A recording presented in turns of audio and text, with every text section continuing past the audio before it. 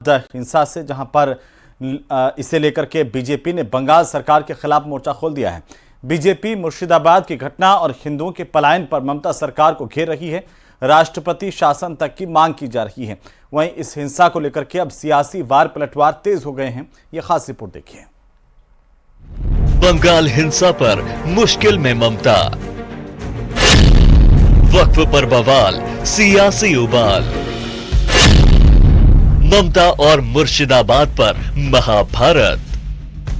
बंगाल की सियासत में एक मुद्दा और एक किरदार पर हजारों सवाल उठ गए हैं। मुद्दा 11 अप्रैल को वक्फ कानून के विरोध में मुर्शिदाबाद में हुई हिंसा और सवालों के घेरे में एक किरदार बंगाल की मुख्यमंत्री ममता बनर्जी हैं। बंगाल के राज्यपाल सीवी आनंद बोस मालदा और मुर्शिदाबाद के पीड़ितों से मुलाकात के बाद बंगाल हिंसा पर अपनी ग्राउंड रिपोर्ट केंद्र को सौंपने वाले हैं। सवाल है कि राज्यपाल की इस रिपोर्ट में राष्ट्रपति शासन की सिफारिश है। सवाल ये भी है कि ममता बनर्जी ने राज्यपाल को मुर्शिदाबाद नहीं जाने की अपील क्यों की थी।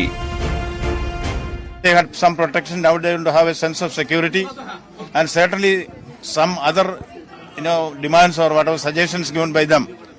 All this will be considered. I will take it up with the government of India and the state government. See, what they need is, they said we want justice. They will get justice. We want peace. They will have peace. Certainly we will do everything that is possible to give them a sense of security. लेकिन मुर्शिदाबाद हिंसा पर ममता बनर्जी की मुश्किलें यहीं नहीं थमने वाली हैं। राष्ट्रीय महिला आयोग की टीम ने ममता बनर्जी को हिंसा की जिम्मेदारी देने तक को कह दिया।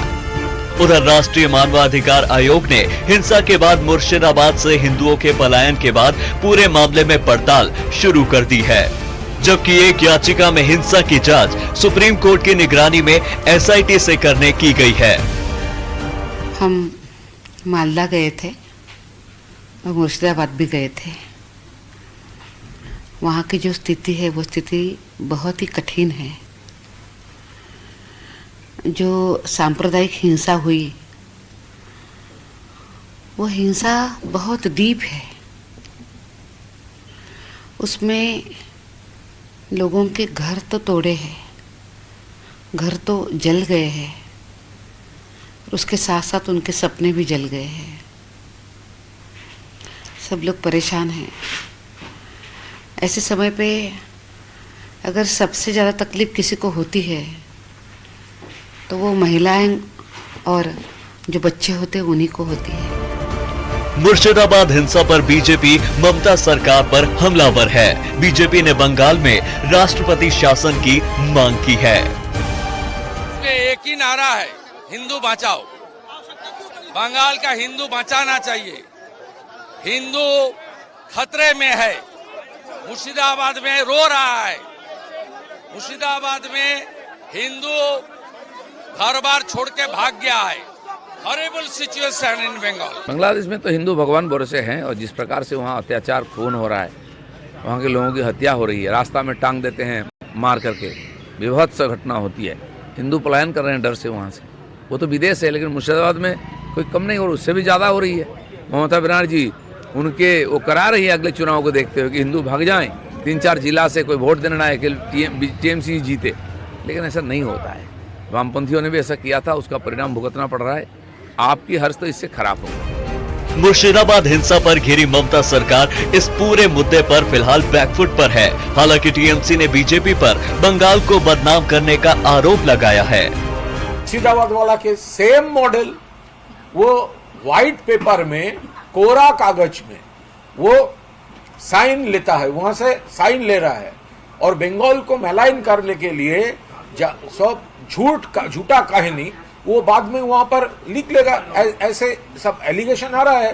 भारतीय जनता पार्टी कुछ ऐसे मुस्लिम संगठनों को तरजीह दे देते हैं जिसमें कि मुसलमानों में जो एक उन्माद फैलाने वाले लोग हैं वो उसमें शामिल हो जाते हैं। आज समस्या वही है कि राइट विंग रीजनल फैनेटिक संगठन, चाहे हिंदुओं के हों चाहे मुसलमानों के हों, इनको थोड़ा सा हमें दूर रखना चाहिए। और इन पर नियंत्रण करने की आवश्यकता होगी। बंगाल हिंसा पर चौतरफा घिरी ममता बनर्जी ने भी बीजेपी पर पलटवार किया है। ममता बनर्जी ने बंगाल के लोगों के नाम चिट्ठी लिखी, जिसमें उन्होंने हिंसा के लिए आरएसएस का हाथ बताया। दावा किया कि वक्फ कानून के जरिए हिंसा भड़काने और लोगों के बीच दूरियां पैदा करने की कोशिश की गई। हालांकि ममता के इस आरोप पर बीजेपी ने पलटवार किया। अमित मालवीय ने ममता बनर्जी पर लोगों को गुमराह करने का आरोप लगाया और उनका इस्तीफा मांगा। इस सियासी तनातनी के बीच मुर्शिदाबाद हिंसा का मुद्दा बेहद गर्म है और हिंसा के बाद जितना सियासी तनाव है उतना ही हिंसा को लेकर भी है।